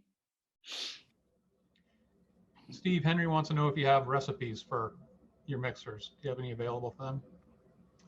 Sure. So there's some on the bottles themselves, but those are pretty basic. We switched over our website, so we have to kind of repopulate it with all the recipes. But follow us on Instagram at Woodstove Kitchen, and you'll see the recipes coming over time. But again, you know, also just like to suggest that people play around with our mixers a little bit, really use it however you like. And one of the things I will say is, unlike a lot of mixers, you know, it's not an ingredient for a cocktail. Like a lot of things, you know, it's like, okay, this is one of 10 ingredients to make, you know, a sidecar or something like that.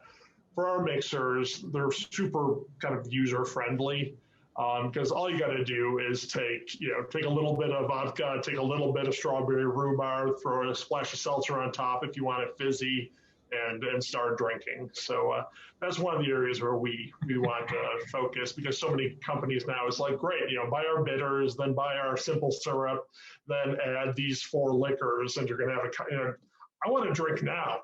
So yeah, makes it nice and simple. Steve, what advice would you give other food businesses on the call how to get into retail outlets? That's a great question, Gavin. I think, you know, hustling is part of it. You know, I think there was those early days of knocking on doors to get the first 100, 200 stores, you know, dragging samples all around. But you know, I think having a unique product is more important than anything else. And I know that might sound like a cop-out, because, you know, you have the product you're selling. I think one of the reasons that we did well is we kind of focused on things that people weren't doing. We didn't do margarita mixes and Bloody Mary mixes. You know, we found a niche where there wasn't kind of oversaturation or intense competition. and got involved there. I think that's been our best advantage. And then I think just we use these print and mail services to send out thousands of mailers at a time to businesses all over the country. That kind of thing. And then also, though, it's getting easier and easier because I'm sure most of the people who are makers here in the food space elsewhere know these wholesale sites have really been a game changer to Fair, Abound, Tundra, Handshake, Infinite Aisle, and so on. And these are sites where independent retail and grocery stores are buying products directly from makers. And so what it means is that, it's easy. They see you on there. You get some great photos, so important. You get great labels and packaging, so important. People see you on there and they order. And a lot of these sites even have kind of, free shipping for some of the buyers. So, we're seeing a couple dozen orders coming from Washington State a week, which to me seems insane because why are we shipping stuff across the country when I'm sure they have wonderful cocktail mixer makers and in the Pacific Northwest. But yeah, just getting on those sites and really making sure you spend a lot of time on there is really important, because I think right now out of our accounts, say 12 to 1300 right now that we have, or stores, I think about 600 of those actually just came from these wholesale sites. Where they saw they didn't get samples, they didn't try it, they saw the artwork, they read the descriptions, they saw the packaging, and they saw that it was priced, with actual wholesale pricing, not farmers market pricing minus 20%, and they buy, yeah. Thank you, Steve. Karen, what are some of the biggest challenges purchasing locally while operating so many different concepts? And how do you approach consumer expectations or the bias that local is too expensive? I think for our businesses, we've been focusing more on really sharing that story. So it's really investing in our promotion and our emails and our social media. And the more that we show our passion for our product, the more that they believe in our concept, I feel like. And I mean, we're not the cheapest coffee out there. And the rest of our menu kind of follows. And we just continue to share and share and share and share our story. And that builds that community. It builds the why behind what we're doing. And it's, it's hard, but that's the fun part for us. And the more that we can connect, everyone knows Liz and Aaron from Winnie Woods. It's easy to tell that story. And I feel like that cross promotion is always so helpful, and they share our stuff, we share their stuff. We take our people over there, we're going to share and tag and all of that. And the more that we focus on building that, which is always hard to quantify, right? When we try to say, like, how much is that time and money spent on promotion and marketing? Like, what's that ROI? That's something that's like, well, is it worth it? And it is, because when they come in and they talk to us about it, they say they've seen that. They say that's why putting that product, that shelf stable product on our retail shelf matters, because I never expected to sell pickled jalapenos at a coffee shop retail shelf. And yet we keep talking about it and it just keeps moving. And so we're like, all right, what other opportunities do we have here? I just think you need to share. And if you love what you do and you're passionate about what you do and you share that with your community, the people that also have those same values are going to keep coming around. But if you kind of keep to yourself and don't invite people in and the community in, then nobody's going to know. So we're just we keep sharing our story and sharing the why. Great, thanks. Lisa Moran had a question for all three of you. How much is getting involved in local civic policy setting a part of the success of your business?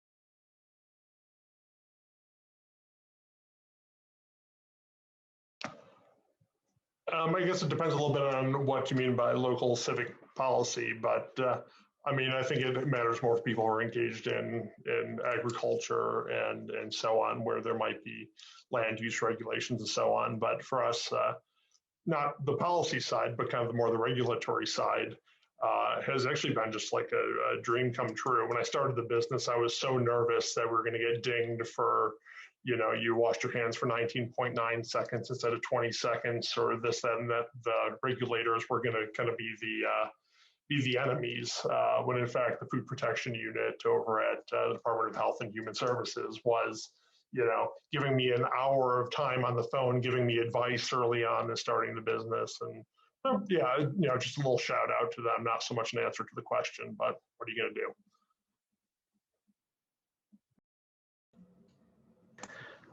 I guess I would echo some of what Steve had to say just about the food safety side of things. That's, you know, again, where I know that I sound like I'm effusing here, but it's just, it's true. Gavin and Mary have helped so much by doing what they do, by having their type of business available to those of us that aren't able to produce these things under those kinds of policy regulations by the state.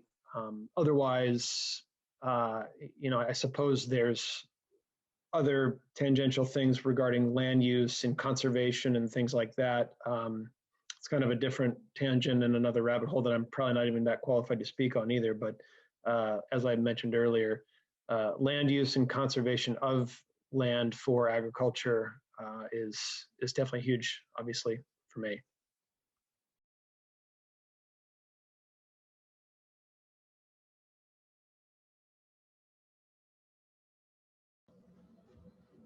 All right, does anybody else have any other questions? Oh, and I just noticed that Laura Brown had a response to that question that might be informative. Do you want to speak to that, Laura?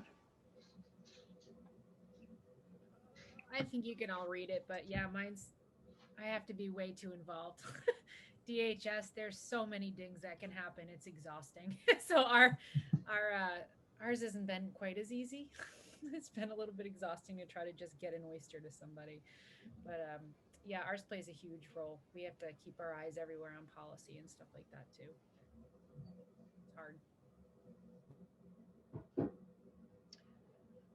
All right, well, if there aren't any more questions, then I think we can wind it up. I want to thank Aaron and Karen and Steve for participating in this and in the forum and getting their products out to folks to try. And it's been great. And all the pickup locations that participated so we could get it spread across the state. So thank you all for your conversation and your interest. Hopefully we'll all see each other again tomorrow at 9 o'clock when this all starts up again and try to continue harvesting the momentum. So hope everybody has a great night, and we'll see you all tomorrow.